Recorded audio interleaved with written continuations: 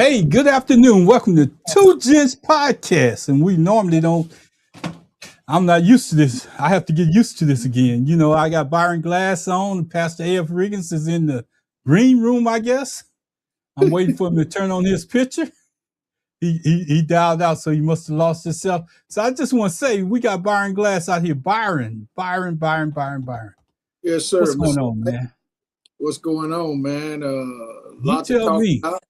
I just got the notification from YouTube that Two Gents are live. So if you're out there and you don't want to listen and tune in right now, you can always go back to YouTube and check us out. We're just two gents and another gentleman on the mic, just trying to do a few things in the community, enlighten and inform. Ron, we got a lot that we can talk about. So there's no inappropriate way to start out tonight. So I'm gonna give it back to you, man. Just happy to be here, and once again, the good Lord has allowed us the opportunity to enlighten and inform. Always. Pastor Riggins, I can see you out there. I just don't have a camera yet. So when you get your camera situated, if you want to come in, or I can just bring up a blank screen. If you have to use your avatar, we can go that way too.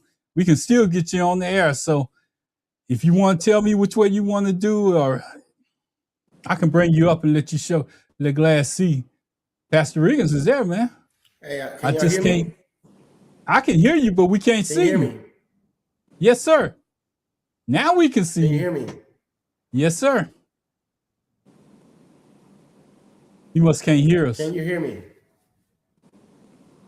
You can hear me? You see us shaking our head? I can't see Ron or hear Ron. Glad to be on tonight. I can't see Ron, nor can I hear Ron. But I know I'm live. So can you hear me, Riggins? Can you hear me? Yes, sir. I can hear you. I can hear you, Baron. Okay. Mr. Spikes, he can't hear you. I'm here. Can't see him. Anyway, I'm here. I'm live. I don't know what's wrong. Sorry, I see I missed you last week. And as Baron said, we can take this any way we can go. There's a lot of been happening in the last couple of weeks. Last couple of days. Last couple of days for sure. There go Ron. Ron in slow motion though. Hey, I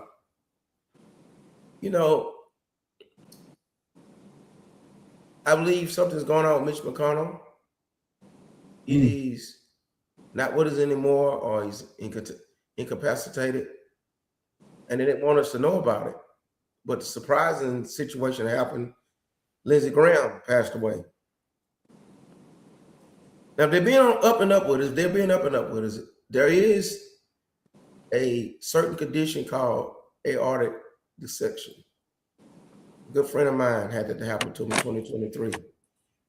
It's called a widowmaker. Ask him, what is that, Byron? It's called a widowmaker. What okay, it is, you can hear me now. Yeah. What it is that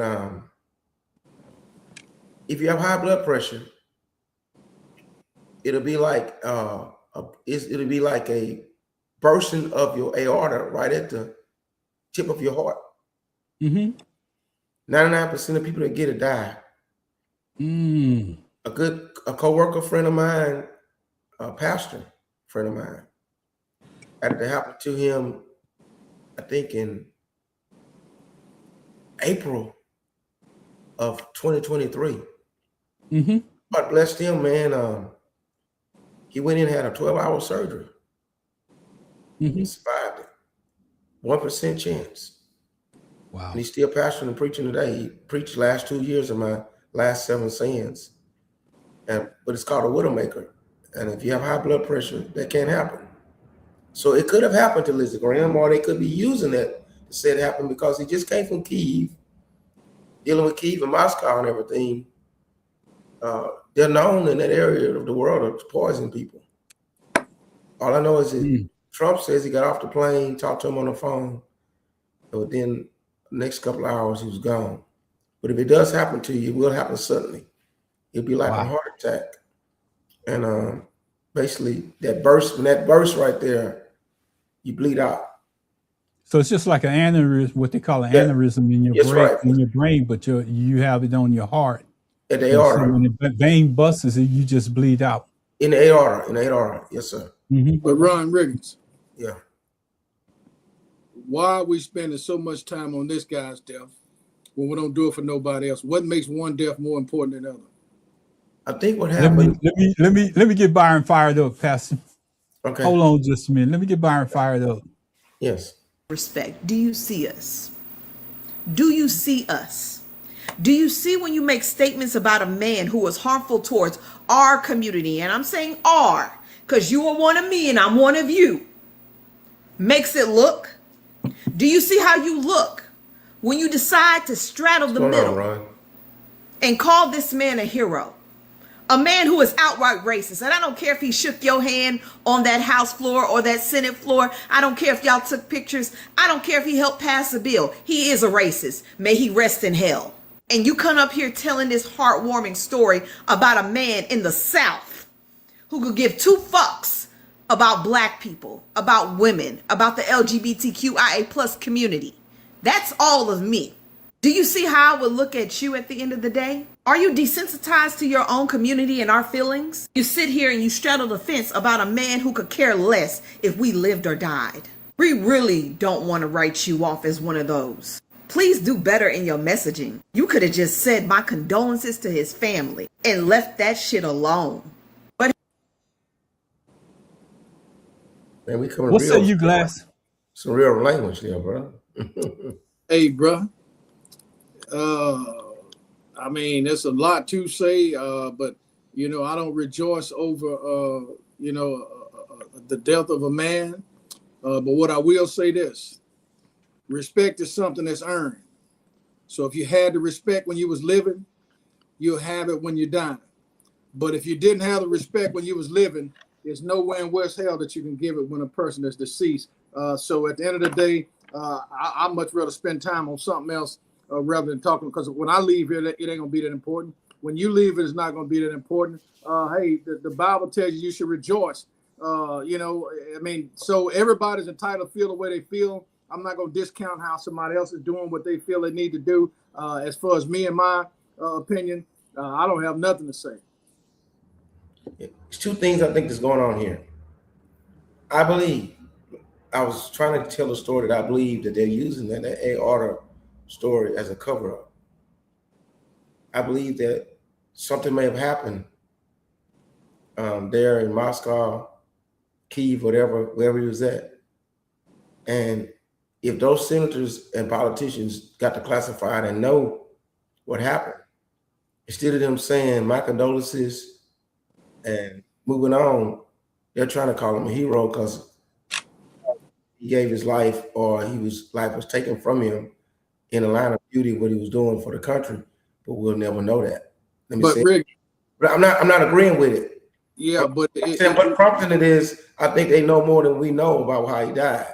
Well, instead of them just keeping it to themselves, they telling it in another way by calling, acting like he's a hero. Because, like if I was a senator, whether it was a Republican or Democrat, and went over there in another country, took our life, they don't know how to just. But Riggins, yeah. you my man, and much respect or whatever. But yeah. I mean, it seems as if, and this is just my assumption or my thought, that no matter whether you're on the left or right, everybody on everything is coming up with some type of conspiracy theory. What if the man just died? Mm-hmm. Yeah. I mean, Ron, what's? I mean, like I said, I don't. I mean, it's much more important things that I, feel like, we need to enlighten and inform rather than, because my mama's transition is tomorrow. It'd be 2017. What is that? 9 years that she's been gone. I just got through listening, Riggins, 5 minutes before the show. The William brother, I'm still here.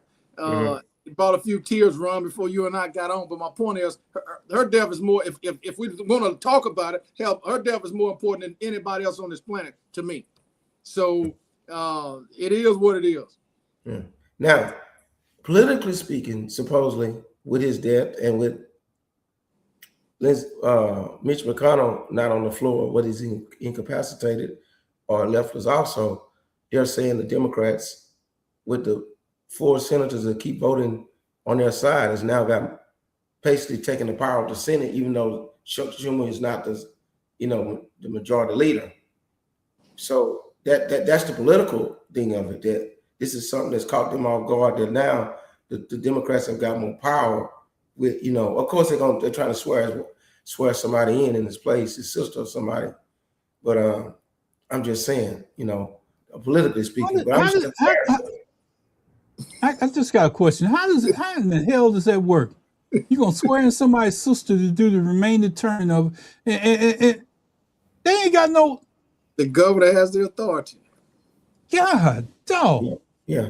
And we wonder how come we behind the 8 ball. Right. See, every state has its own. See, that's why a lot of time when Trump doing blowing all them smoke stuff about the federal elections and all that, elections are statewide. They're run by every state, and then they go serve in the federal capacity.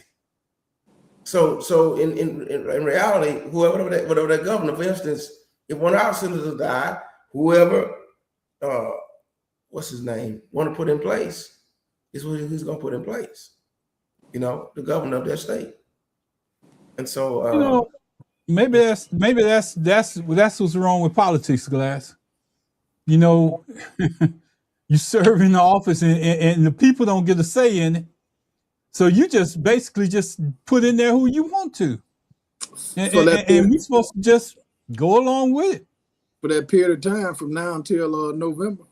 Right, yes. And the question is, does she go in with the same seniority that he left with?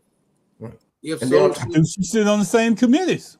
Yeah, right. The question is, does she have the power to purge like he did? I think he was on the Senate Arms Committee. Right. I don't know if it was on the House Ways and Committee. House Ways and what is it? Riggins House Ways and Means Committee. Well, he's in the Senate, so he wouldn't be on the House. Okay, yeah, right. He's gonna be on the Senate. Yeah. He's gonna be on the Senate side, which is even more powerful. Appropriations Committee. Yeah, City Appropriation Committee. Yeah. Yeah, Here's the deal, though. That's okay, man. I don't know what I'm talking about. No, you know what you're talking. You just had a brain freeze. Here's the deal. I have them all the time now, Riggins. Yeah, me too, man. That brain fog. Yeah, but wait a minute. I ain't gonna let y'all take that on because I'm older than both of y'all. So hey, man, look y'all having them already. I'm really in trouble soon. Hey, Ron. Hey, all I can say is everybody deteriorates differently. Yeah, right. And then our minds are still you blessed to be retired. We still got 1,000 things going on sometimes at one time. You're going 2, 3, 4 different ways. So you blessed. We want to get to the retirement, relax our minds too. But here's the thing, Ron and Baron. This does put that seat into play for November, though. I really believe if we put our foot on the gas, I know it sounds like I'm repeating myself like a broken record, but until the election's over, we got to do this. We can take the Senate and the House back. Look, this man is bogged down into this war again. He informed the Congress today, we back at war. See, he played games, charade, like I'm going on for the 60-day, truce and all this kind of stuff. He wasn't. And then now he's playing him like a fiddler. Man, they trying to assassinate you, Trump. They trying to assassinate you. And then he using all that information. That I knew who told me they're trying to assassinate me. So now we got 1,000 missiles pointed at you for another whole year, and we'll blow you to smithereens if you assassinate me. Hey, he think they're gonna they ain't gonna bomb him. Man, look, they could do an inside job. I'm not calling for all that. But Trump is playing checkers in this case, and they playing chess on him. Let me just say something about that too, because that's not all on Netanyahu this time. And the real reason why I think that is because Iran has played these games before. That's been their track record. They get so far in negotiations, and just when they think that somebody else has won, they agree to a certain point, and then they do stupid things like firing on a ship in the Gulf. And their leadership is splintered out there, so they really don't have one person that's in charge. So, one part of the forces are going against the other part of the forces. So it's a lot of stuff that's going on with Iran. But from the beginning, we really shouldn't have been there. I agree with you. We shouldn't have been there because Netanyahu shouldn't even put us in that situation. But he got us there. And the thing that I hate about it, you dragged this on all of this time when you could have been, this thing should have been over with a long time ago. Every time that they did something different, you let them slide. You let them slide. Now it's got to a point where they just think that you, I don't know no other terms to say it, then they just think that you I want to say it, but I gotta watch myself, Byron. They just think that he don't mean nothing that he says. He just throws out those fake accusations that he's gonna do this, he's gonna do this. I'm gonna annihilate you. I'm gonna attack your area. He ain't did none of that. So they can't go by what he's saying. Then now watch and see in the next 2 or 3 days they're gonna go back to the negotiating table. Let me tell you what's going on. Dragging on and on and on. Let me tell you what's going on, Ron. We're wasting a lot of money on a lot of equipment and a lot of missiles and all that. But the people really that can prosecute this war have either been fired, replaced, or forced to retire. I'm talking about the real soldiers. Because Headset ain't no soldier. Let me say it again. Headset removed. Pay attention to all the generals. And sometimes it just be a small blip somewhere, so-and-so, or the Southern Post over here left. This person, this command left. Everybody can prosecute this war because they know that Trump and they don't know what they're doing. So real people like you that really came up through the ranks and gave their life of service, they're not prosecuting the war because they disagreed with what was going on. And so you got these rookies out there, or people, yes men or lackeys, that's doing whatever Headset tell them to do, and that's why nothing ain't getting done right. And they're showing Trump only what they want Trump, what they think Trump would like to see. They're only showing it what he would like to see.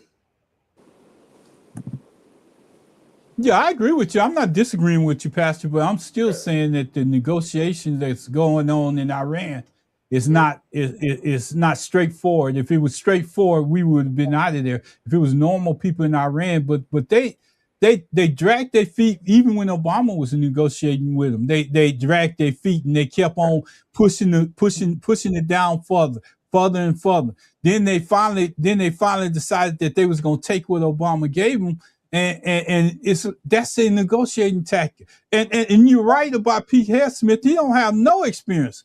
He don't. Anyway, he can't. He has never been to any type of college that taught war. Yes. He never made it to any rank that gave him the authority to be over a certain amount of people that he's over right now. Out of all of the people that's been in that office, he is definitely the weakest one. And his paperwork and his background show it. This man was on the news and Trump heard him talking like he knew what he was talking about. And then all of a sudden, here he comes up and he's the Secretary of State. You know, Pastor, I did a video about this and I want to share this with you. Do you know that they never asked anybody that they ever interviewed for the Secretary of State or Secretary of War, as he wants to call it? They never asked him, do you know what the job is that you're applying for, that you're going into? Have you ever been in an interview where they didn't just ask you, do you know the job? Let me tell you something, Ron. And I'm not just saying this because I think I know everything. I think yourself, myself, and Barry, I'm not going to just put myself there, can all do a better job than him. Let me tell you why we can do a better job than him. Because we can go up there and know that we don't know, right? Mm-hmm. We got enough of wisdom and common sense that we're going to call in all the people that do know around the table and say, okay, I've been given the management job of this war, of the Pentagon. I need your expertise to show us what to do. I'm going to rubber stamp whatever y'all tell me. My name is behind it, but I'm not going to take over. But because I'm in this position, they just drafted me and made me say, you're going to be the Secretary of War, Riggins, tomorrow. I can do a better job now because I don't think I know everything. I'm going in saying, I'm going to get the people that do know what they're doing to prosecute this war. And I'm going to let them get up and talk and let them have the central command of this and the southern command of that and the eastern command of that. I let them have let them go up there and have the press conferences. I'm just going to say, I'm the manager. I'm the one, just like doing a research paper. I know how to bring all this stuff together, but I'm not the one that had the information. I know how to bring it together. But he wants to be that he is doing like he know what he's doing. He don't know what he's doing. And then he have his pastor, go there praying for folk every day, and a racist guy, Christian nationalists. That had nothing to do with war. You can't religiously think you're gonna prosecute a war. That man need to go home and get on his knees and try to get saved like me and you, and let them run the war. Yeah, a lot of stuff going on don't make sense. Mm-hmm. I'm not disagreeing with you in any kind of way about Heck Smith. We both know that he fired everybody that had any type of experience. He fired commanders that was in that area that had the experience dealing with the Iranians. How can he just fired them because they may have had a different opinion than what he did? Yes. You can't work in an environment when you got people that have a different opinion and you don't respect their opinion based on the facts that they just came out of that area. They may have been served in command for 5 or 6 years in that area. So they met with the same people that you don't even know that you briefing Trump on. But anyway, it just throws me for a loop, Pastor. I don't even like talking about that because Heck Smith is he shouldn't have been there. And then Trump wanted to send his his son-in-law in there, like he's a established negotiator. Then Trump sends his Rubio in there. What have they negotiated before? What's their background, Byron? I don't know. How do you feel? The son-in-law is Orthodox Jew, so to speak. So that right there tell you already he coming from the side of Netanyahu. So that's already that's tainted from the beginning. He's not gonna be a fair player. See what I'm saying? The son-in-law already coming there, not even like a guy straight down the line in the middle, because you're talking about Iranians and the Israelites don't get along. So that's the first problem you got right there. Can't disagree with anything that you're saying, Byron. How do you feel about it? I'm just curious because I know that most people in America feel like this. If it ain't landing bombs over here, I ain't worried about it. Well, Ron, no matter what is being said, Head Smith is still in charge. Headspec is still in charge. He's still gonna do what he want to do. Again, I think the focus is and should be. We're almost close to November. How energetic do we have the party or the people to go out and vote for candidates that can change the trajectory in which we're going? I saw and this is no relation to what we've talked about last week or week before. I see what Tallarico has raised X amount of millions of dollars, whereas Paxson has fallen way behind. So the question is Texas gonna turn from slightly purple to maybe half blue, half red? We don't know. If you look in Maine, you see the Democrats just got rid of a guy that has done less, or that had done less, allegedly, more so than what the president has done. See, again, checkers and chess is two different things. If you look in, some of these other states, like New York, Mandami, doing things that some of the party is kind of conflicted over. So my focus, Ron, has been on, knowing what we know. What's the best option that we have to be able to eliminate and or minimize the issues that we have? Because remember, some of this is going to probably last for the next 50 years. Again, what president do you know that has ever invaded Iran? No, they kicked that can down the road. Last 50 years. Go ahead, Pastor. All right. I sent y'all a link just now, man, that Trump wrote a letter supposed to J.D. Vance, if I die. What to do? And bomb the hell out of him. It's some. What does it say, Pastor? Go ahead and tell us what it says. No, I haven't read it all, man, and everything. Yeah, I think it's the one where it's talking about bomb the hell out of them and stuff like that. Yeah, right. Yeah, I read something the other day. Yeah. Yeah, see, so I'm telling you, man, we're living in perilous times. And I don't want nobody to be afraid. You got to trust in God. But we got to be aware. We got to stay woke. Wake up and stay woke. It's a lot of stuff going on, a lot of moving parts at one time. And they know that they're losing their grip. And that's why they're hiding Mitch McConnell. Whatever his situation is, they're hiding that. They're losing their grip. So let me ask y'all, both of y'all, a question, since we're on this subject, and I don't really want to move on from it right now. But how do you think this is going to affect the November election cycle? Well, Ron, let me take a shot at that. I was gonna mention this again. This Riggins, this is the easiest election cycle that I know we have had in my adult lifetime. Mm-hmm. But because the Democratic Party still to this day does not have a concrete platform, it's still a 50-50 flip. Yeah. That's why Trump wants that Save America Act. He says he's going to shut down the government in September if he can't get that Save, because he knows that without the Save American Act, we're supposed to blue wave this thing. It's supposed to be a blue tsunami, which we just wipe out everything just like they did 2010 to Obama or 2006 to George W. Bush. It's what's about to happen. But when this happened, think about all the billions of dollars that Trump that took our crypto and all the people that he ripped off. Think about all the stuff he knows he's done criminal stuff. Inside trading with his sons. We don't have to go to nothing about no war and all that. Just normal, everyday criminal stuff he does over trying to get rich. So he knows the handwriting's on the wall. But the Democrats got to stand up and go and vote. Now, what's going to happen is that affordability stuff. Trump trying to make it like it's a made-up word. No, people are suffering. Gas prices are not going down.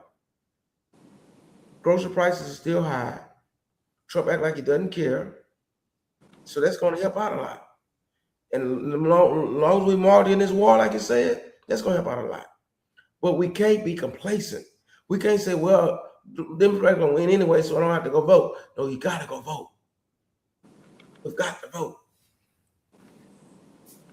You know, Pastor, me and you and Glass have sit here many years talking about what the Democrats are going to do. Byron Glass has said it just not too long ago. They don't have a focus. I was listening to them talk about Hakeem Jeffries. That area of politics is just lost. They don't have a solid leader. They follow every whim that comes up. And Byron Glass just brought up somebody up in New York that they just did an article on, Madami. And man, they splintered against him. But you know what he's doing? He's real, and he's doing what's best for New York City. And all people want is somebody that's real. All they want is somebody that's real, don't fake. Akeem's be fake, and Chuck Schumer is a big fake. Nancy Pelosi was a fake. What made Obama who he is authentic. Big ears and all, authentic. Half white, half black, so to speak, but known as black in America, but you know what I'm saying? Authentic. Bill Clinton, with all this mess, you know, with the cigar that the girl was doing with him and all that kind of crazy stuff, he was authentic. And they couldn't even, what's his name? Who was the House Speaker during the time? It was fighting against him the whole time. Speaker of the House doing Bill Clinton. You know what I'm talking about? Newt Gingrich. Newt Gingrich and them, they respected Clinton even though they didn't like his politics. They were because he was authentic. All we need is somebody that's real. What made you like Jasmine Crockett? No matter how brash she is, how loud she is, how black she is, she's authentic. What you call that? So prove that he's authentic. You know what I'm talking about? Tallarico for you. But so we want somebody that's authentic. And the Democrats a lot of times don't really put the authentic people out there that's for real, that say, listen, I'm not, no matter what comes or go, I'm going to stand on what I believe, and we're going to take this mess down. So, you know, Pastor, as I listen to you, Byron Glass, I got a question for you, man. Yes, sir. Was Obama a president that went against issues that he couldn't win, or was he a president that went with the issues that he could win? Well, Ron, it's twofold. One, being the first, there were things that he may have wanted to do, but because he was the first, he had to set the tone, the precedent. There was a lot of things that he may have wanted to do, but it would not set well with him being, the leader for all people. I understand that standpoint. On the flip side, this person that we got in right now is taking care of his people, his kind, his likes, or whatever the case may be. So I've asked this question multiple times. If this person has the same power that the previous ones have had, why or how did they not be able to do or conquer a lot of things that they wanted to conquer? So to answer your question, I think, Ron, depending on what angle you look at, he did what he could. There were some other things I wished he would have, done more of. However, being a part of that electing process, there are a lot of times you're on the outside and you don't know all the dynamics of what's going on the inside. So I give him the fact and the point that he was scandalous free. He did a lot of things. He did what no other president on this planet has done, which was give affordable health care to all individual people. So he did something that no other president has been able to do. All his predecessors were Anglo-Saxon. He was the first American Negro, the first person of color to ever conquer of any leadership. So it's a flip. Yeah, I agree with you, Pastor. You want to say anything on that? No, I agree with Baron. That's what I said. I believe he's authentic as he can be. His hands were tied sometimes. Even in that affordable health care, the poison pill they put in there was to leave the private insurance companies in there. That's the only way he can get it passed. He didn't want that in there. But he gave the best he could, saying, hope we can improve in the future. And what Trump never done, they stripped everything out of it that they can. One of the things that I recently read about the affordable health care plan that kind of threw me for a loop, and I just need for both of y'all to listen to this, because somewhere they started trying to get health care back in the FDR. But the reason why they didn't pursue it, from what I read in the articles that I'm finding, is that the reason why they didn't pursue it because they thought we was going to die off if we didn't get health care. Black people, that is. And you can go out there and research it for yourself. I saw the same article yesterday. Matter of fact, I think I may have shared it, right? Mm-hmm. Yeah, you might have shared it with me. I just forgot where I got it from. But the real reason why they didn't want to give health care is because they thought we was going to die off. And that's been the plan from day one. Yeah. You remember the Evers Boys? Remember the Evers Boys? Mm-hmm. Mm-hmm. I heard the syphilis experiment. Yes. Where they was giving them all fake shots. They wouldn't even give them the real medicine. But the real medicine was just there to see the outcome. Yeah. And Riggins, so if anybody get pissed off about what's being said, we have a reason not to fucking trust. Yeah. We do because this is what they always done. It ain't changed. I mean, we talking about Lindsey Graham, and the Democrats come out like, oh, that's a holy man. He done died. He done did this. Ain't nothing holy about him. He fought you tooth and nail. You know what Chuck Scarborough called Lindsey Graham? Aunt Lindsey. You know why he called him Aunt Lindsey? Y'all go research it. Yeah, please let Why he fought against all the rights for LGBTQ is private lifestyle that match up to what he was fighting against. Now so like it is. I could take that a little bit further, but I'm gonna leave that alone because they have a strong community out there, and I don't want to offend nobody, but here's the thing I can't get past is that with everything that we done talked about tonight, I mean, everything that we done talked about to this point, it sounds like somebody within the Democratic Party would come up with a message that communicates some of this stuff. If you got the authority, what's wrong with Hakeem Jeffries? Cory Booker came out and said, hey, that was a buddy of mine. And we was Ace Boone Coon. So when he was standing up there voting against whatever he was voting against for black people, that was your guy that you were supporting? Maybe you should consider changing your party. No, here's what's wrong, man. And they try to call the Senate the gentleman's chamber, which they take it too far. They act like on a floor, they're fighting against each other. They don't on two opposite sides. They leave, just like when these lawyers in the courtroom fighting against each other, they're gonna leave and have lunch together and buddy together. And that's where they take it too far. Now I'm gonna tell you what, if I'm a Democratic senator and you're a Republican senator and we don't see eye to eye, I'm not gonna disrespect you. I'm not gonna say that you're not a man.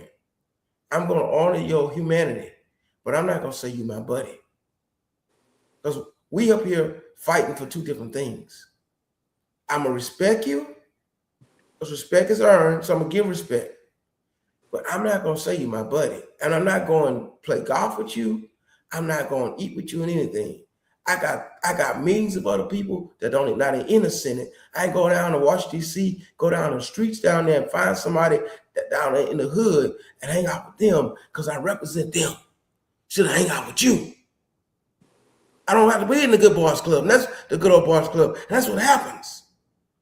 They get in the good old boy club, even though they on two opposite sides of the political thing, and then all of a sudden, that's how you get pacified, and that's how they soften you up, and then then you can't stand on your own 2 feet.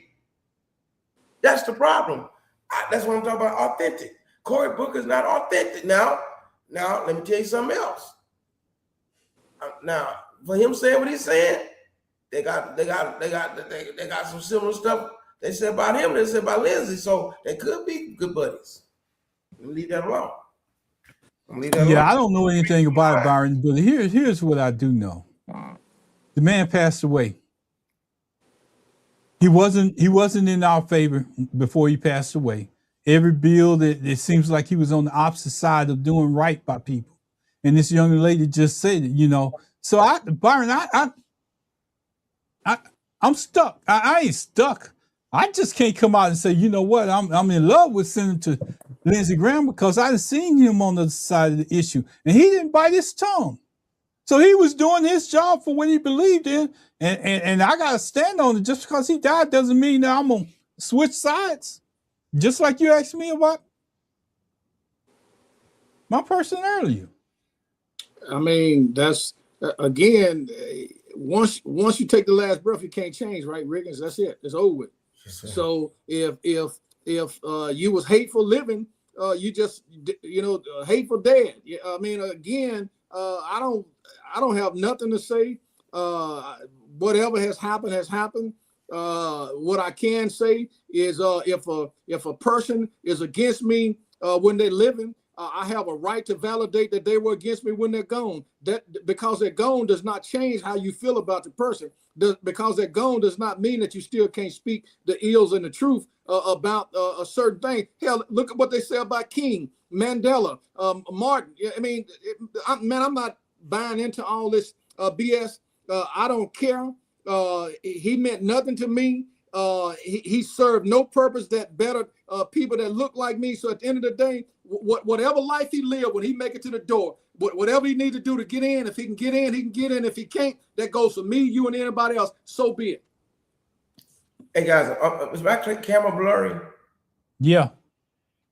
I see myself clearly, but y'all not seeing me clearly, right? But we see you clearly. No. Just a little blurred. A little blurred. I don't know what it is. Yeah. Maybe your screen need to be cleaned. Maybe. Is that better?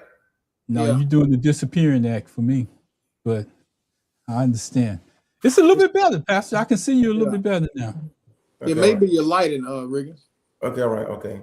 Yeah, but at the end of the day, Ron, again, it's more important things, that's out there. Getting people elected to change what's going on. I mean, hey, Mitch McConnell.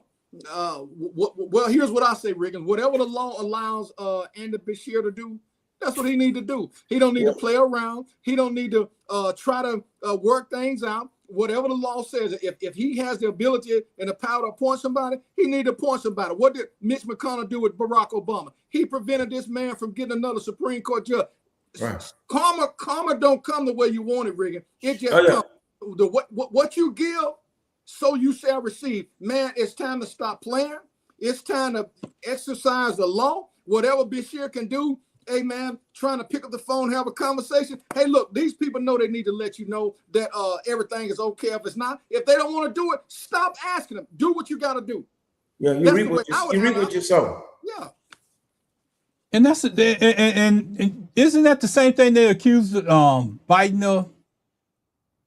Not being functional, not being a part, not being, not being capable of making a decision. Dems, not mean to cut you off because I'm getting rattled. I'm trying to stay calm. Dems are scared to fight. Booker, which is a leader, Chuck Schumer is the leader. They ain't said a damn word. Okay, and if they have, I hadn't seen it. Chuck Schumer is the weakest majority leader that I have seen in my adult life, and I'm 57, 58. Since I've been 18. Well, no, I was following politics way back in the, I think 82, 83. My sister was a senior. I was a freshman. So it's been that long. This man, and here's why I follow Riggin, because I always wanted to be a majority leader. I always wanted to be in the Senate and be a majority leader, but it never happened. So be it. So I followed that. This man is the weakest.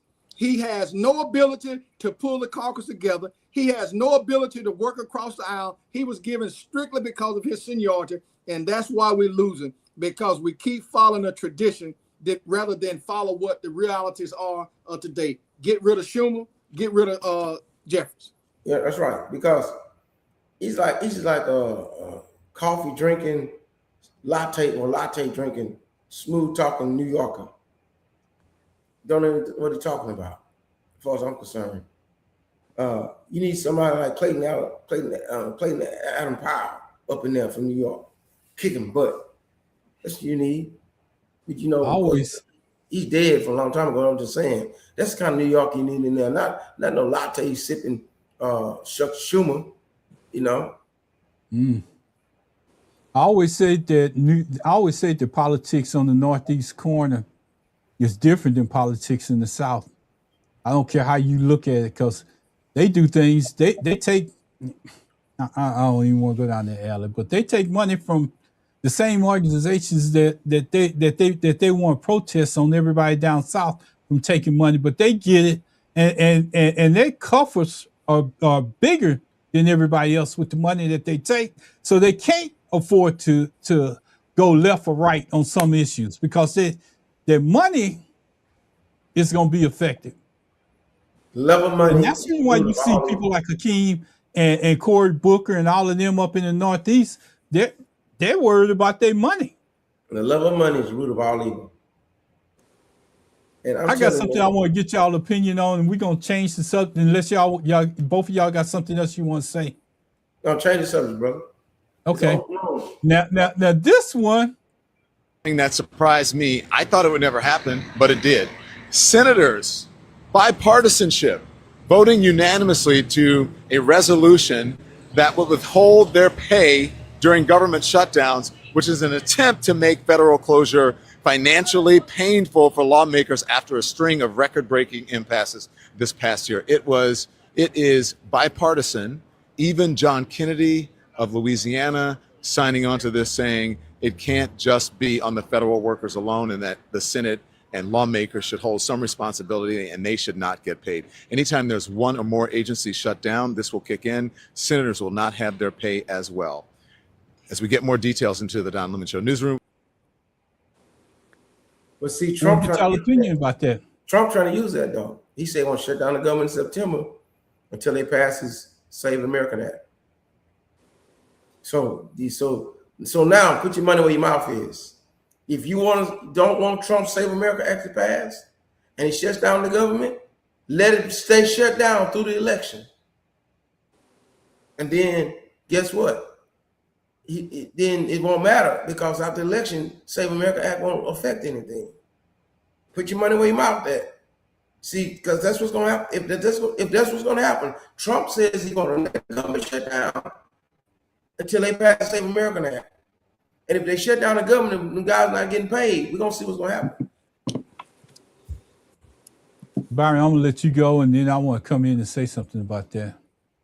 Hey, man, I have said this dude is catastrophic. He's going to do what he want to do. We just need to be prepared to prevent that from happening by getting out the vote. They need to be rattling the truth. Look at Louisiana, got James Davis and Julia Letton. The Democratic Party, it's just Riggins. I see you frozen. It's just useless, man. That's why I'm glad that I can happily say I got out the party. You know what you just said, Glass, brings back 2 or 3 things. But what Don Lemon has said is something that we've been bringing up for I don't know how many years. Hell, if you're going to take away the pay of the federal workers, you should be tied into that too. We've been saying that I don't know how many years. Almost every time they had a shutdown from the time we got started. If your pay was tied to that, but see what Don Lemon said also, it's just the Senate. The Congress ain't passed no bipartisan bill to do the same thing. It's just the Senate that's didn't pass this bill. So if the Congress bring it in, yeah, it might be effective, but the Congress saying since they ain't brought it up, it's just the Senate. The House of Representatives haven't done it. You're right. And they ain't going to do it. They're not going to do it. It's 435 of them, 438 of them, they want to get paid. We keep expecting people to do stuff that we know they're not going to do it.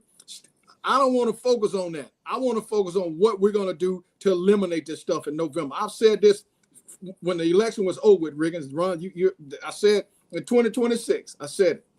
Hey, if we don't get out and vote, what we now know as freedom in this country will be gone. I'm still focused on that. What are we doing, Riggins? Again, what is the state of Texas doing with regards to the Senate race? What is the state of Louisiana doing with regards to the Senate race? What is the state of Maine doing? What are we doing to gain these seats back? What are we doing to put out a message? They're still talking about Kamala Harris may run. Man, I'm not concerned about whether she's running or not.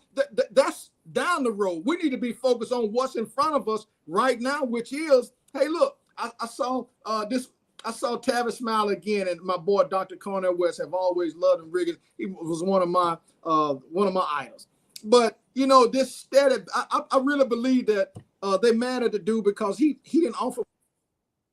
They just be bashing him. I'm saying, Dr. West, man, you inspired me to do what I do, and here it is now. You Benedict Arnold, so to speak. You trade. I don't have no problem with you contesting and protesting the individual, but come on now, it's a way to do Matter that. of fact, they set the environment for Barack Obama to run. Remember 2005 and 2006, they was running around talking about the covenant with Black America and going through. I mean, we went through a couple of those things, and they set that environment that got Black people fired up for when Barack Obama ran, and then all of a sudden they turn around backlashing on him, and they still backlashing 10 years later. You know, both of y'all are correct, because I think that we have this problem. You know, our government Barack wasn't going to be a Trump and just put you in the office because you had a title to support him. He couldn't do that, because if he would have did that, he wouldn't have got a second term. But that's the problem, Ron. Some people feel like because they are in a certain place that you're automatically guaranteed a spot. Man, come on, let me leave that alone. No, you always tell me if you got something to say it. Don't back down. Hey, Barack didn't owe them nothing. Barack came up on his own. He didn't have no platform other than being a community organizer. He was blessed by the grace of the good Lord to get what he was getting. He got the people that could come in and do what he needed to have done. West and Smiley, sit your ass down. Another thing is this. They didn't like the fact that Barack Obama ran for Dr. Jeremiah Wright. But in the moment, if he ran with Jeremiah Wright, he would never became president. He did what he needed to do, just like everybody else do what they need to do. Politics, you gotta. I told you, politics. You know, that's why I don't run. You got to know how to play both sides of the fence without being a crook. And then and most of them are crooks. I don't think Barack Obama was a crook, but he knew how to play both sides of the fence. He knew when to run away from Jeremiah Wright. Guess right now, I bet you go to the Obama Center. I bet you got something about Jeremiah Wright in the Obama Center, because it don't matter now. Let me say it again. It doesn't matter now. I bet he showed up with Jeremiah Wright.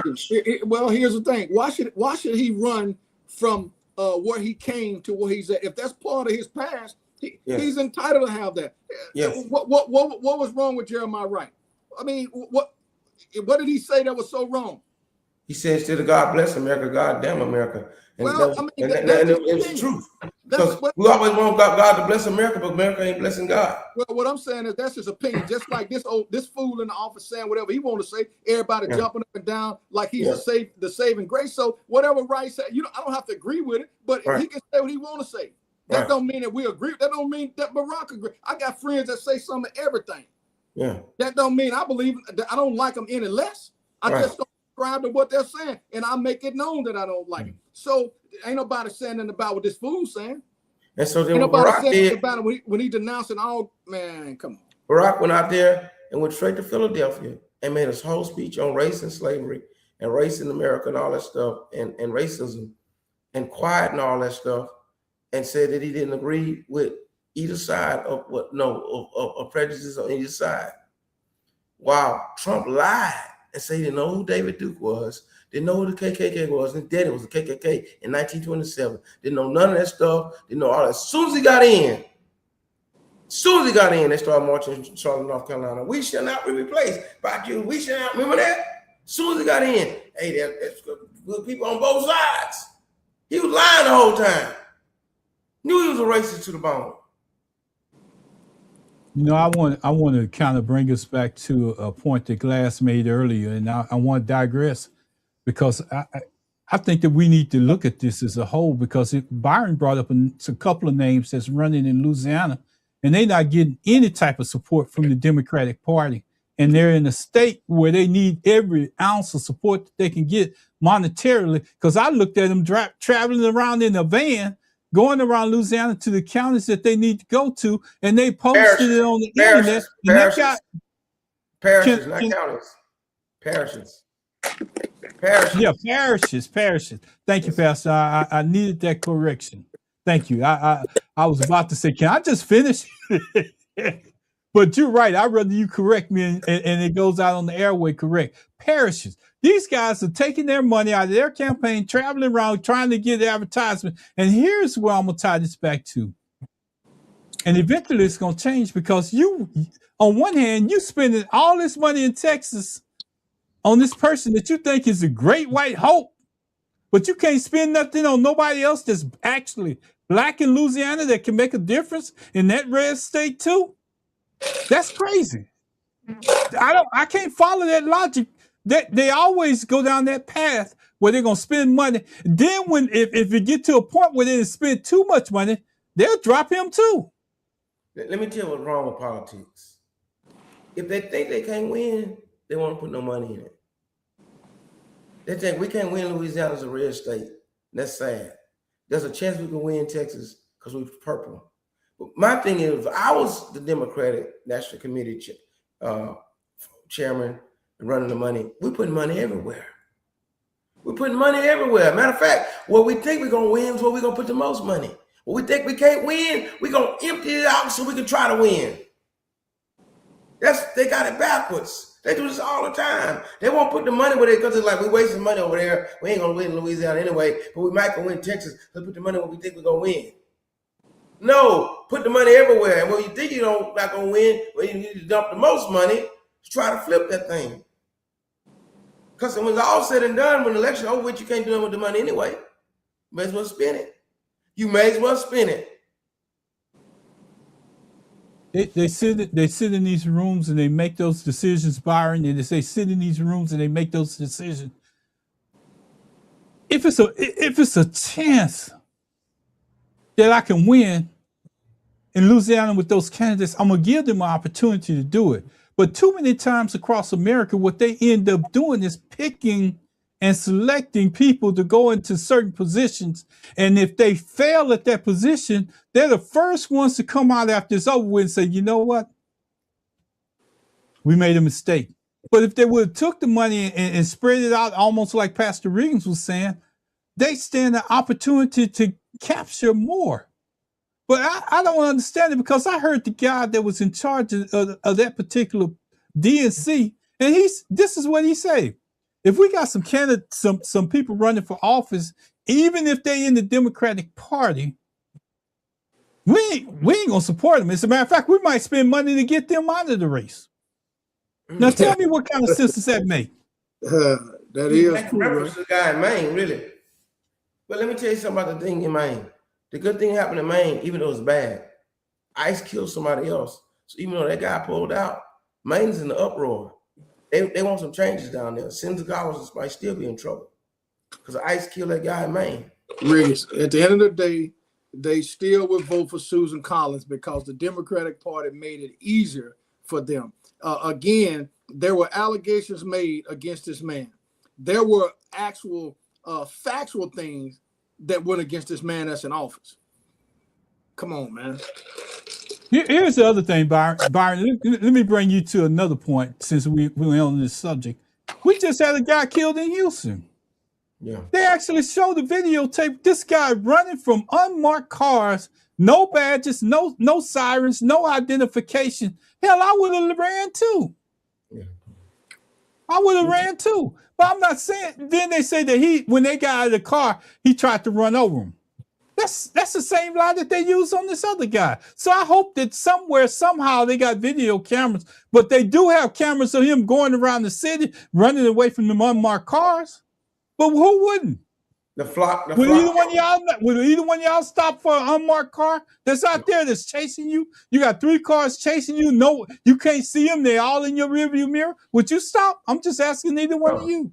No, black windows and everything. You think it's some gangs or something, a mafia or something coming at you. Yeah, let me tell you what, man.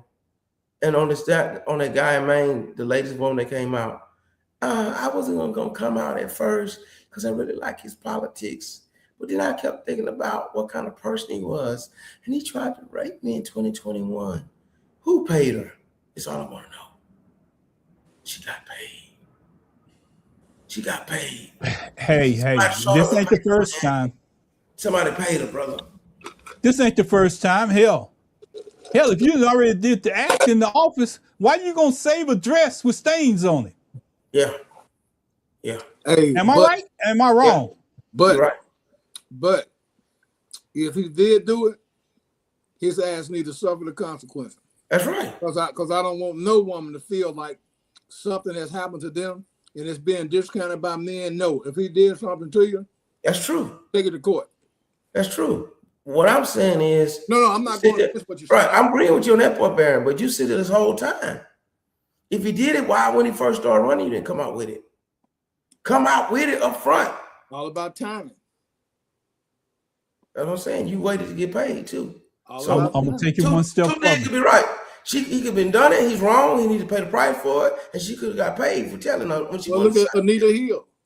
Yep. Brett Kavanaugh. Still paying for it. Yep. Still paying for it. And here's the thing about, these guys do this stuff, but why do you wait till they get to a point where they're trying to do something for somebody else to say something? I'm like Byron. I know it happened to you, but why wait to that particular point in time? And here's something else why we're here, Pastor, because I know you would jump on this one. He just paid $5.4 million out to this lady that he was supposed to pay out in court, but it ain't his money. Yeah, it's our money. All that money he been getting illegally and tapping into and all the rest of that. Hell, he can afford to pay that little $5.4 million because they are killing us. He just made $2 billion off of crypto. But Riggins, run. We got to be careful. If they want to wait 20 years and it's the truth, they should have them 20 years. Because I don't want nobody to think that we're discounting what I think what Well, what I'm saying is this, is that if it's a lie, why try to destroy the man? If it's the truth, I wish you would have done it a long time ago. But if you're doing it now, let's just hope you're doing it for the right reason, not trying to destroy this person. Because if you're trying to destroy this person, that's all you're doing is making it worse for the next woman who may come forward that's really telling the truth, and they don't look at it. Or I'm saying that I'm glad that you could. It's wrong that happened to you, but why you want to wait to get paid on it? I want to clarify. I want to stick to what Byron was clear.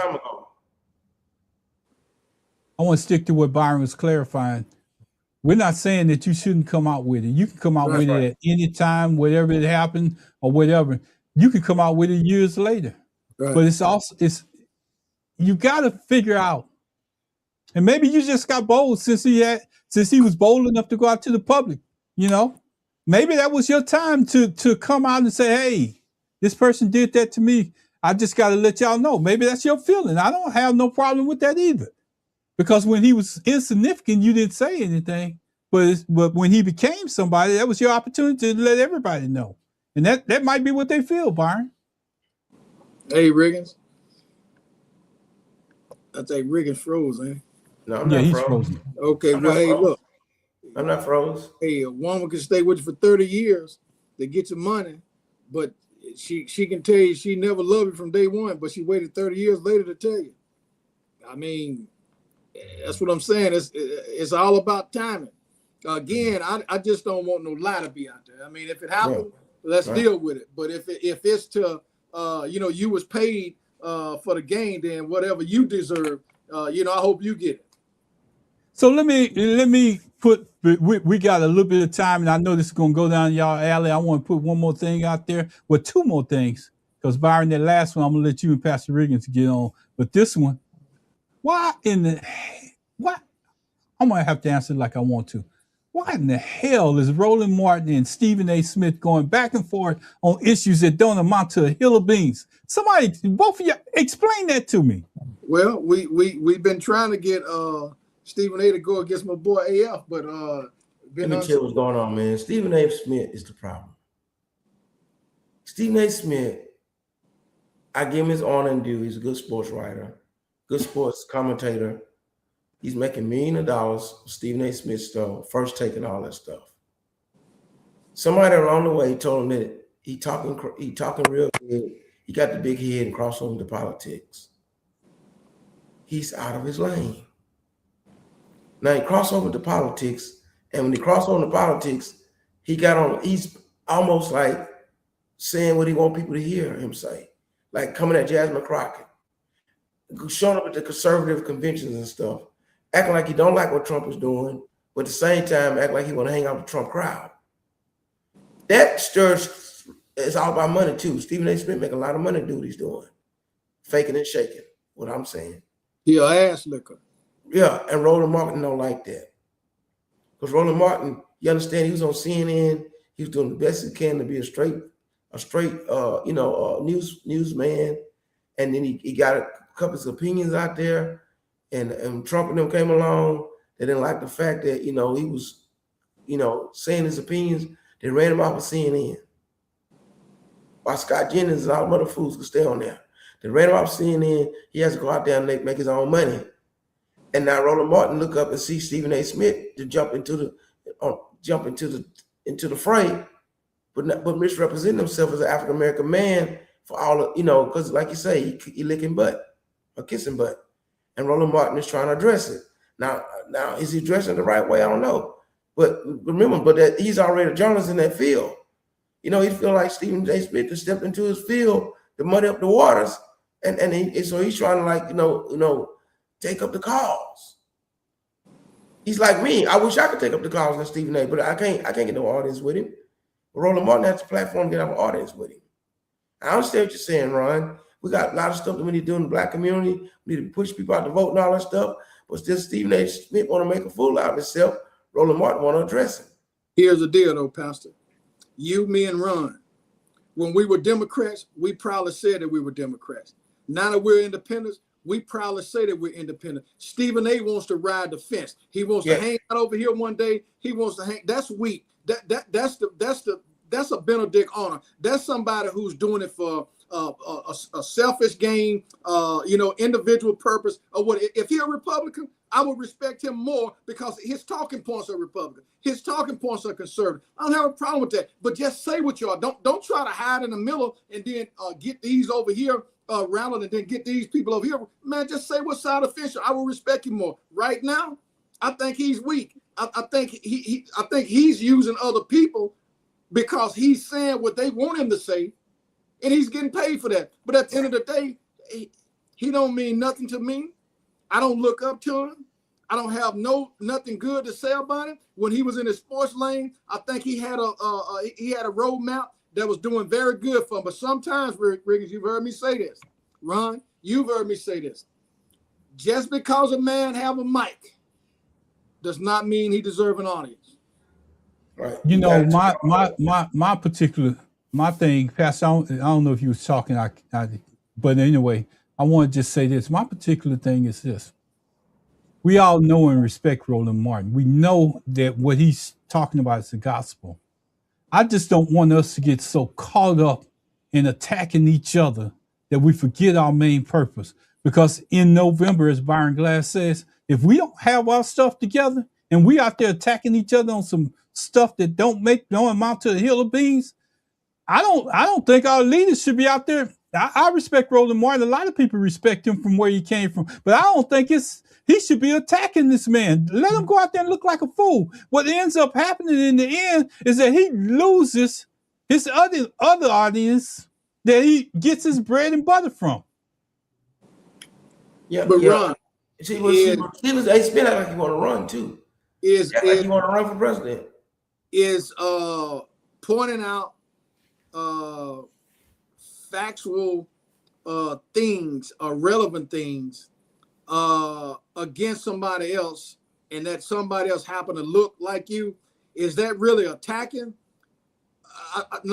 This is not to you, Ron. I'm not attacking. I understand what you're saying. Yeah, I'm just sitting there thinking, because I think a lot of times people feel like there should be no civil discourse when it comes to it. I think I agree with what you're saying, but I want to stop short of people thinking that just because Ron Riggins or Barron is black and I'm black, I don't have a right to contest him in an open audience. I'm stopping short of that, and I think you are too. But I think what you're saying is for the greater good. Why can't they iron this out behind the scenes? I think that's what you're saying. That's absolutely that's what I'm saying. But I'm also saying this. Now I want to be sure that you get that. Most people get this. It's other things that's going on within the black community that you could be talking about other than going at each other. That's exactly what I'm saying. Yeah, because Byron brought up something that really cooked my goose.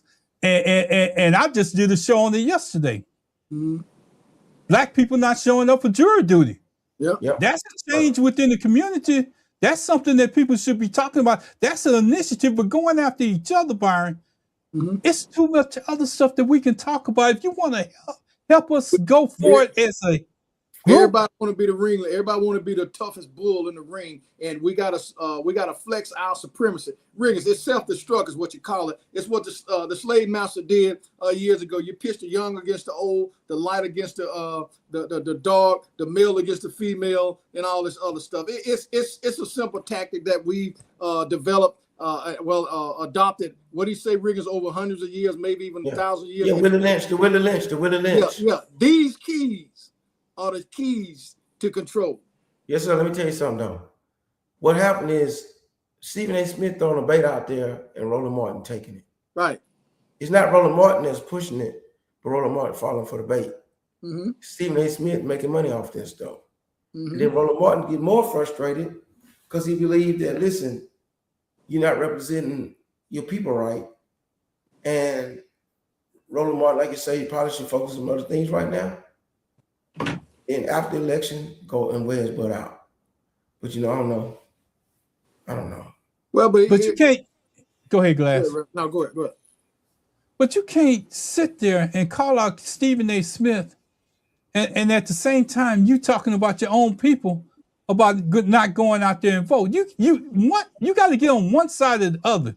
You have a good cause because you're trying to get people out to vote, But then you take away from your platform when you attack this man, because now you're lowering yourself down to his level. It doesn't. You elevating him into politics, and he don't even deserve the ability that he can't even match the knowledge that you have. That'd be like me arguing with Pastor Riggins about history, and I can't match Pastor Riggins. Let me tell you what happened. Stephen A. Smith, Sirius XM gave him a politics show. And that's what stirred the whole mess up. He have a Stephen A. Smith sports show he's been having for years and years. He had First Take on ESPN over about 6 months ago or so. Sirius XM gave him his own politics show on a Wednesday night. And it's called Straight Shooter. The Straight Shooter. And when they did that, he ain't shooting straight, he's shooting crooked as ever he be. But they call it Straight Shooter. Is Roland jealous? Might be jealous or think that Stephen A. Smith is misusing the platform to misrepresent, African Americans. That's what it all came out of. Yeah, and then he gets on that Straight Shooter show, and that's how he jumped on Jasmine Crockett. On the first thing he did was went out to Jasmine Crockett on that Straight Shooter show. So if you spend so much time, so if I got on this platform and I got myself to this point, because every time you would bring up a certain name, it changed the whole dynamics of this show.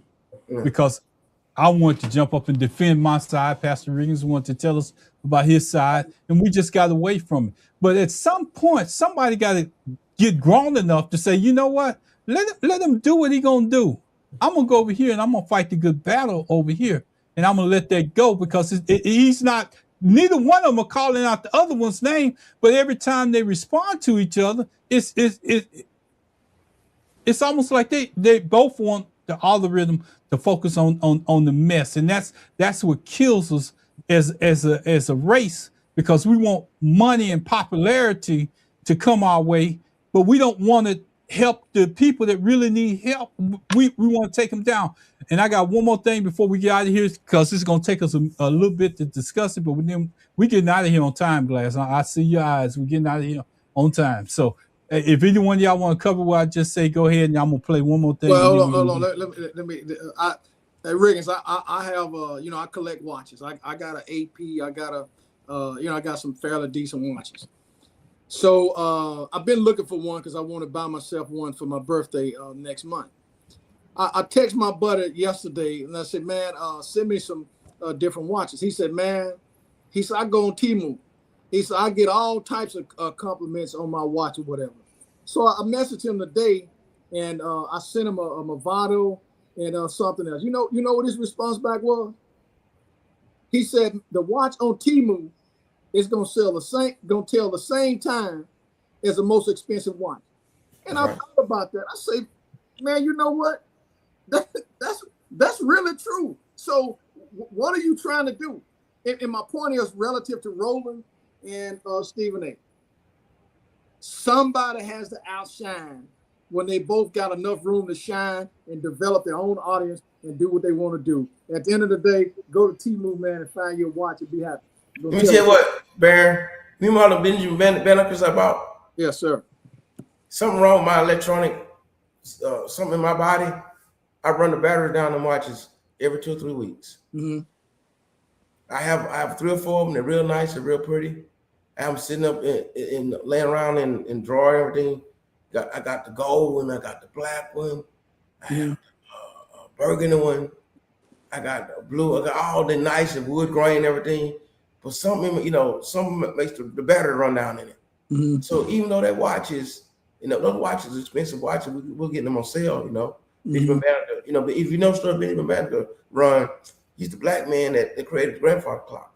Mm-hmm. Okay. And designed Washington, D.C., the city. Mm-hmm. And the day that he died, they burned down his house. They did his funeral. They burned down his house, took all of his papers and everything. Didn't give him his patent for his watch and all that kind of stuff. They try to hide everything from everybody, Benjamin Banneker. But like Baron say, the nice, expensive, good watch. But if the battery don't stay running in it, it's just a showpiece. Right.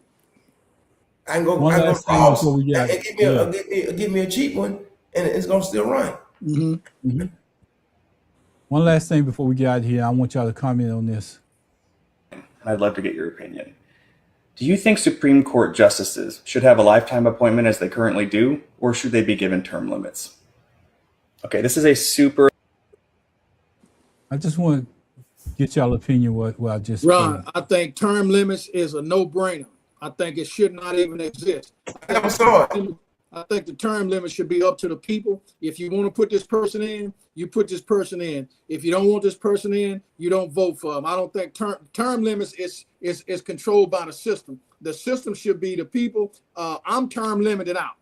This December 31st, that's a wrap. 34 years. Okay, now should I have been able to keep going because the people wanted me? Or should the law say, okay, you can't do it no more, but the people want me to do it? I think the people should make the decision, not the process of the system. Pastor, what it was about is Supreme Court justices. Should they have term limits? Since you didn't see it. Yeah, that's something that's written into the Constitution a long time ago, and for that to change, 2/3 of the Congress is going to pass it, and 3/4 of the states going to pass it.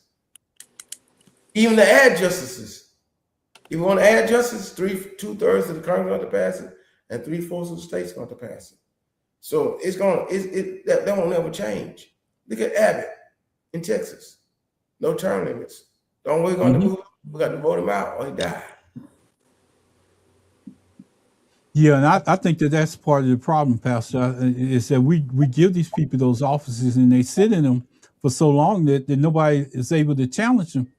And so when we start having these problems, you're dealing with the same person. He ain't changed. But Ron, I think the people have the challenge. If you're a newcomer and they know that Mitch McConnell has been there for 40 years, they either vote for Mitch or they vote for and if they won't Mitch, now that's on them. That's how I see it. If they say Mitch is still alive and laying on that bed and they vote him in, he's gonna still be in there. Exactly. Now I agree with y'all. There ain't nothing that we can do about it because I mean that's the way they run politics. But Ron, since the people don't want to do it, would term limits help? Absolutely.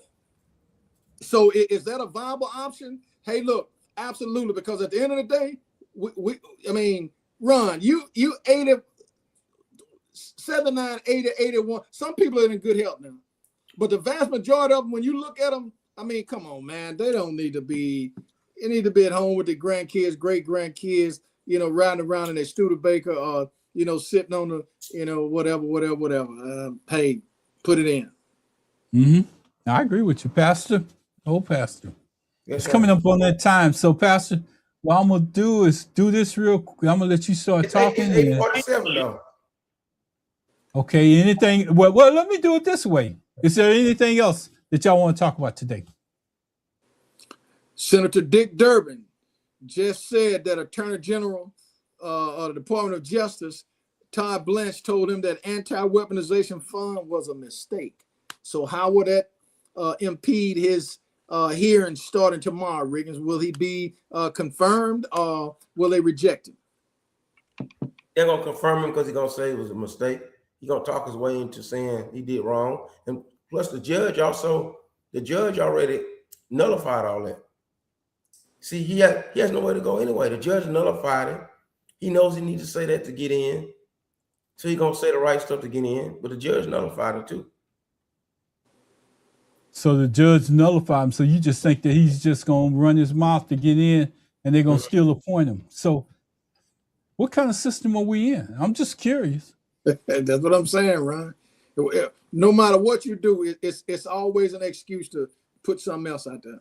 The kind of system we're in, and I hate to put it like this, and I hope I'm wrong, the kind of system we're in, you got to be the right background, right class, and the right color. Whatever you want to do. Well, that counts us out all together, don't it? But not all together, because we fight 3 times hard. Like Senator Raphael Warnock. Look how much he had to fight against to be in there. That's why Cory Booker ought to be ashamed of himself. That hard to fight for him to get in there, for him to get there and give up what he got. That's why King Jeffers ought to get up and be about something. But your boys are coming on Thursday night basically saying that Warnock was illegitimately elected. Who? Trump. He trying to say that's why we see what he tried to do, and they stopped that too. They tried to subpoena all those election workers for that county, Fulton County. A judge threw all that out. So now Trump think he can get on a mouthpiece and say that the Georgia election was wrong. He should have won Georgia. He should have won the election. And the senators that won that time was wrong too. He's But think about he won 2020. Think about it, Riggins. He only have issues with things and people that don't look like him. Right. And when he don't win. And as far as I'm concerned, he hasn't won an election yet. Let me say it again. As far as I'm concerned, the Mueller report, Russia put him in. One day there's going to be a report that showed that Elon Musk put him in. But they're just Riggins talking. This is the disclaimer. People, 2 mics and 2 gents and a mic is not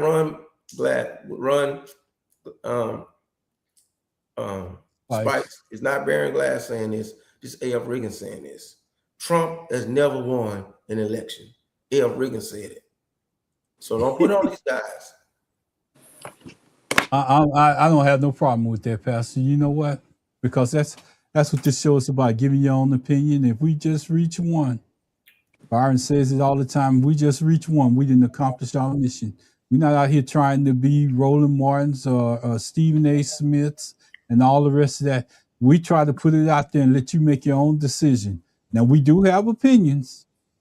But most of the time, we put it out there and let you make your own decision. I never heard Byron say, you should do this, you should do that. Pastor Riggins doesn't do it because that's not our platform. But if you don't do it, if you're doing something that ain't right, we're going to say it. Am I right, Byron?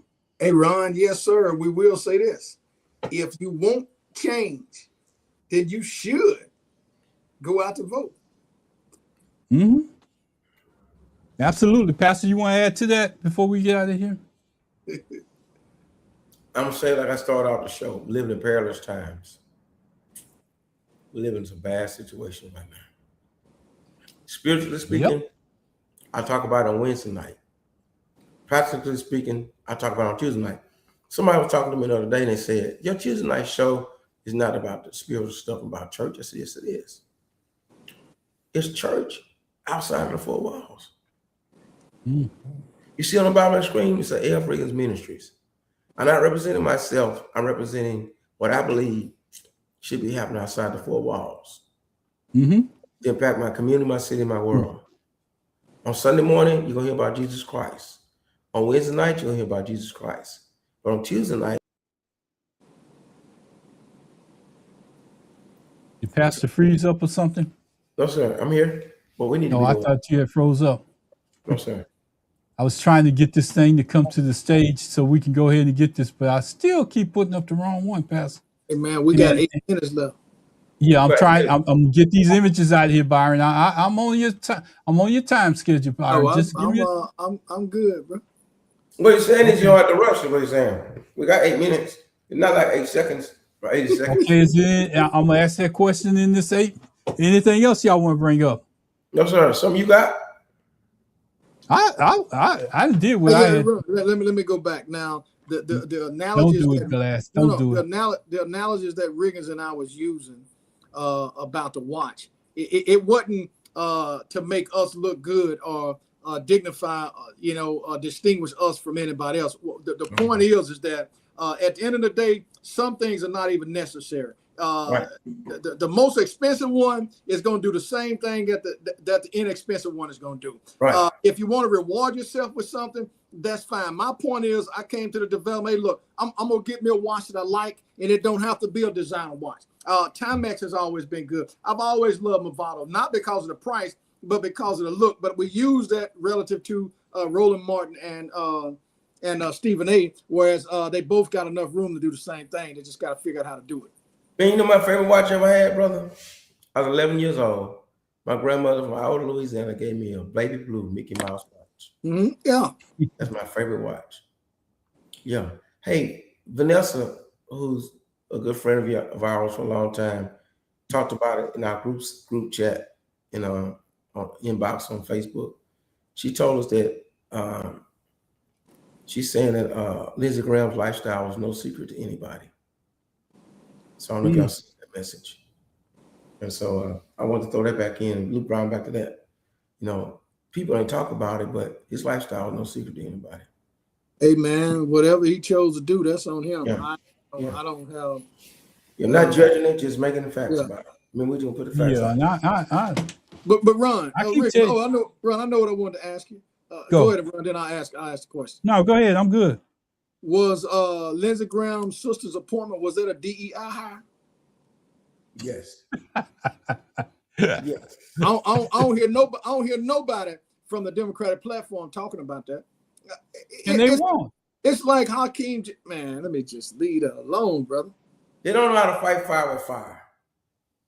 They never fight fire with fire. Because it's going to cost them.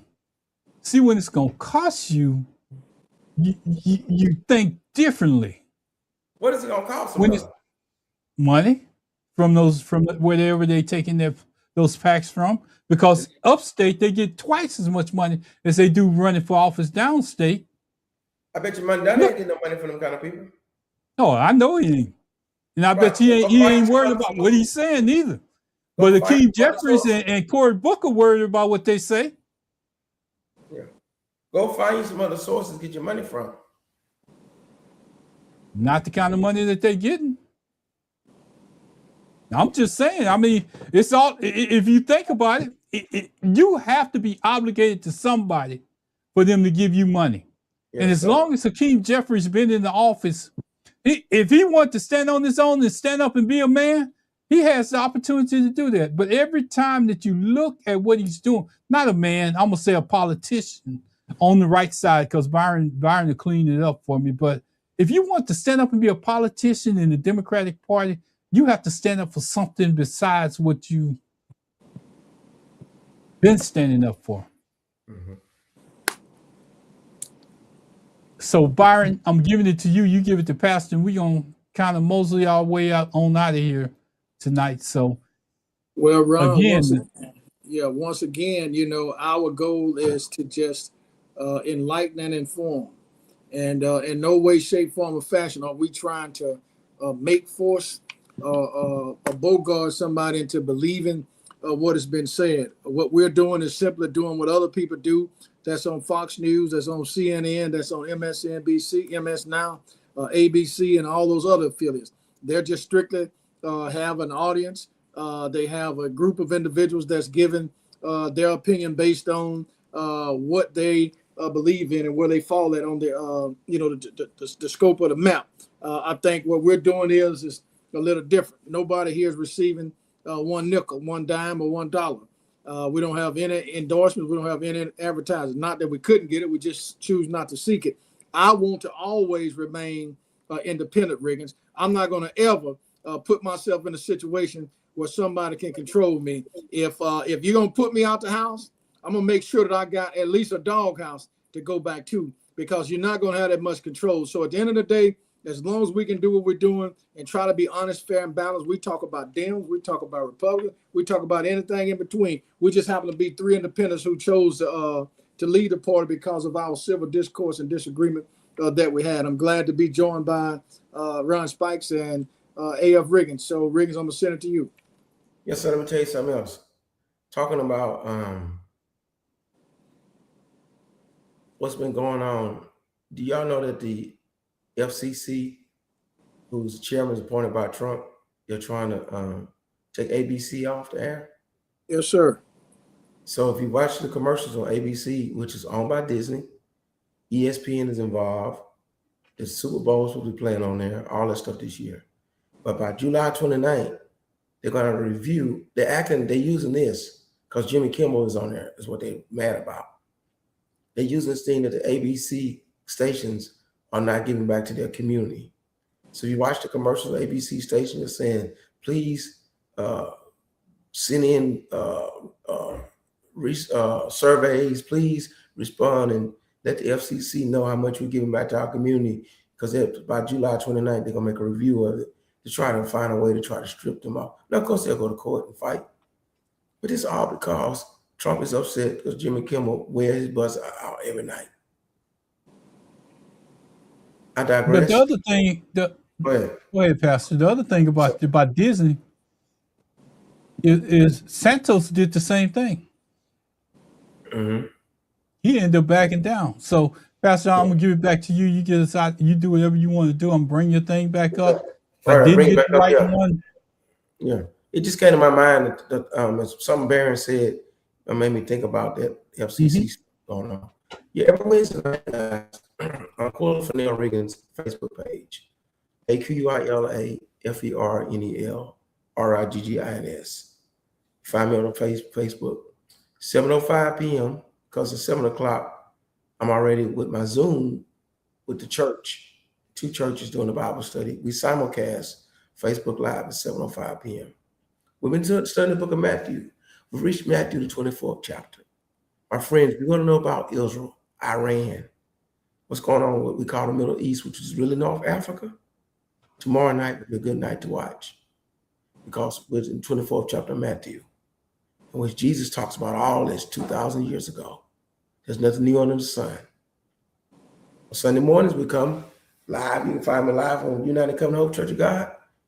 Johnny B. Williams is our praise and worship leader. We around about 11:10 a.m. on Sunday mornings. We come with a word to impact our community, our city, our world. Looking forward to you being involved with us any kind of way to be able to hear the gospel of Jesus Christ. That we may help your life in whatever way we can. We thank God for this platform. Pastor. Yes, sir. Before you go there, let me tell y'all, go out and look at Pastor Riggins' page. You'll see his mother out there singing the song. Yeah. I seen it, Pastor, and it just blew me away. I seen your mother out there singing. I was like, golly, Pastor. Yeah, right. I posted 2 of them.